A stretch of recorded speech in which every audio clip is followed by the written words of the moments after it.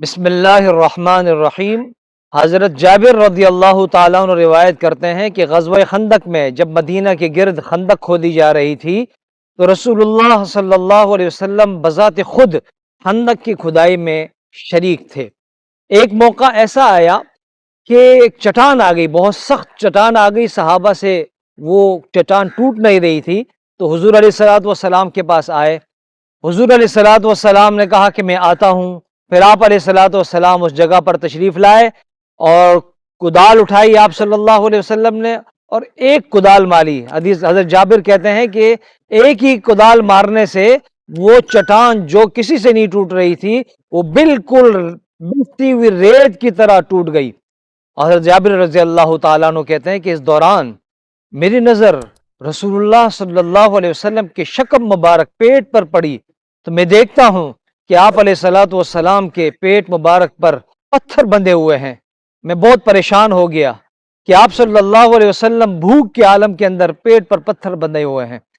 میں آپ علیہ الصلوۃ والسلام سے میں نے اجازت لی گھر جانے کی۔ میں گھر گیا، اپنی اہلیہ کے سامنے یہ بات رکھی اور میں نے کہا کہ میں نے رسول اللہ صلی اللہ علیہ وسلم کو جس کیفیت میں دیکھا ہے بہت مشکل دیکھا ہے، مجھ سے برداشت نہیں ہوا اور میں اب گھر پہ آیا ہوں، کیا تمہارے پاس کھانے کے لیے کچھ ہے؟ تو ان کی اہلیہ نے کہا کہ ہاں، تھوڑے سے جو ہیں انہیں پیس کر روٹی بنائی جا سکتی ہے، اور ایک بکری کا بچہ ہے۔ حضرت جابر نے جلدی سے بکری کے بچے کو ذبح کیا، اس کی بوٹیاں بنائی اور اسے ہنڈیا پر پکانے کے لیے رکھ دیا۔ اہلیہ نے جو پیسے اور اس کی روٹی بنانے کے لیے آٹا گوندھ لیا۔ حضرت جابر رضی اللہ تعالیٰ عنہ کہتے ہیں کہ میری اہلیہ نے کہا کہ آپ جا کر رسول اللہ صلی اللہ علیہ وسلم سے سرگوشی میں بتائیے گا کہ حضور آپ کے لیے اور دو چار اور صحابہ کے لیے کھانے کا ہم نے انتظام کیا ہے، آپ تشریف لے آئیے۔ حضرت جابر کہتے ہیں کہ اہلیہ کے مشورے پر میں حضور علیہ الصلوۃ والسلام کی خدمت میں حاضر ہوا۔ آپ علیہ الصلوۃ والسلام سے سرگوشی میں نے بات کی اور حضور سے کہا کہ حضور کچھ کھانا ہے، آپ تشریف لائیں اور دو چار اور صحابہ بھی آپ کے ساتھ تشریف لے آئیں۔ آپ علیہ الصلوۃ والسلام نے مجھ سے پوچھا کہ جابر کتنا کھانا ہے؟ تو میں نے کہا کہ حضور اتنا کھانا ہے، تھوڑے سے جو ہیں اور بکری کا بچہ میں نے ذبح کر کے آیا ہوں۔ تو حضور نے فرمایا کہ کثیر طیب، جابر یہ تو بہت ہے، یہ تو بہت ہے۔ اور پھر آپ صلی اللہ علیہ وسلم نے صحابہ کے درمیان اعلان کر دیا کہ چلو بھائی چلو، جابر نے دعوت کا انتظام کیا ہے، جابر نے ولیمے کا انتظام کیا ہے، آؤ چلتے ہیں۔ حضرت جابر کہتے ہیں کہ میں پریشان حیران ہو گیا، 1000 صحابہ کرام ہے، ادھر کھانا دو چار لوگوں کا ہے، اور 1000 صحابہ کرام آپ علیہ الصلوۃ والسلام کی قیادت میں میرے گھر آ رہے ہیں۔ میں فوراً بھاگتا بھاگتا اپنی اہلیہ کے پاس گیا اور اہلیہ کے سامنے ساری بات رکھی۔ حضرت جابر کہتے ہیں کہ میری اہلیہ نے مجھے خوب سنائی، بکا و بکا، حدیث میں الفاظ ہے بکا و بکا، مجھے خوب سنائی اور کہا کہ آپ مجھے رسول اللہ صلی اللہ علیہ وسلم کے سامنے رسوا کریں گے، میں نے آپ کو کہا تھا کہ ایسا مت کیجیے گا۔ حضرت جابر کہتے ہیں کہ میں نے اپنی اہلیہ کو کہا کہ میں نے بالکل ویسا ہی کیا تھا جیسا آپ نے مشورہ دیا تھا، میں نے تو حضور کو خاموشی کے ساتھ بتایا تھا۔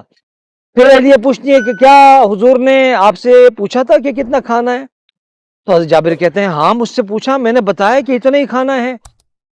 اور پھر حضرت جابر رضی اللہ تعالیٰ عنہ کی اہلیہ کہتی ہیں کہ پھر اللہ جانے اور اللہ کا رسول جانے، حضور علیہ الصلوۃ والسلام تشریف لے آئے 1000 صحابہ کے ساتھ، اور پھر حضور نے صحابہ سے کہا کہ رش مت کرو، گھر میں تھوڑے تھوڑے کر کے داخل ہوں۔ 10 صحابہ گھر میں داخل ہوئے۔ آپ علیہ الصلوۃ والسلام نے حضرت جابر رضی اللہ تعالیٰ عنہ کو پہلے کہہ دیا ہنڈیا کو بند کر کے رکھیں اور جو تنور ہے اس کو بھی بند کر کے رکھیں جب تک میں نہ آؤں۔ پھر آپ علیہ الصلوۃ والسلام خود وہاں پر ہنڈیا کے اوپر بیٹھ گئے اور روٹی توڑ کر اور تھوڑا سا سالن روٹی کے اوپر رکھ کر ہر صحابی کو دیتے گئے۔ 10 صحابہ آتے گئے، کھانا لیتے گئے اور خوب سیر ہو کر کھایا سب نے۔ حضرت جابر کہتے ہیں کہ بہت زبردست طریقے سے اہتمام ہوا اور سب نے بہترین طریقے سے خوب سیر ہو کر کھایا، لیکن میں دیکھ رہا ہوں کہ 1000 صحابہ کھا چکے ہیں، پھر بھی ہماری ہنڈیا جو ہے وہ اسی طرح ابل رہی ہے جیسا کہ ابھی ابھی اس کو رکھا ہے، اور سالن ویسا کا ویسا ہی ہے۔ حضرت جابر رضی اللہ تعالیٰ عنہ کہتے ہیں پھر حضور نے کہا کہ جائیے یہ کھانا اپنے محلے میں بھی تقسیم کیجئے کہ لوگوں کے اندر بھوک ہے۔ یہ رسول اللہ صلی اللہ علیہ وسلم کے بہترین معجزات میں سے اللہ تعالی ہمیں حضور علیہ الصلوۃ والسلام کی محبت نصیب فرمائے، سچا عشق نصیب فرمائے اور حضور کی اتباع نصیب فرمائے۔